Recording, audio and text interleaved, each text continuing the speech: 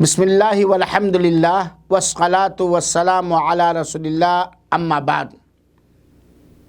میرے دوستوں اور بھائیوں، پڑوسیوں کے ساتھ حسن سلوک عمر لمبی کرنے والے اعمال میں سے ایک نہایت پائیدار اور مضبوط عمل ہے۔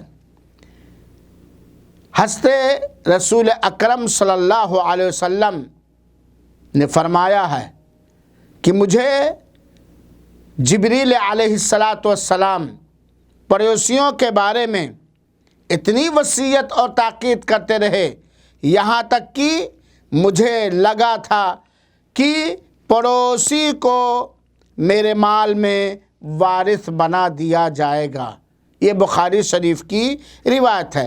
صحیح مسلم شریف کی روایت ہے کہ اللہ کے رسول اکرم صلی اللہ علیہ وسلم نے فرمایا، من کان یؤمن باللہ والیوم الآخر، جس شخص کا ایمان اللہ تعالی پر ہو اور آخرت کے دن پر ہو، تو وہ اپنے پڑوسی کے ساتھ اچھا برتاؤ اور حسن سلوک کریں۔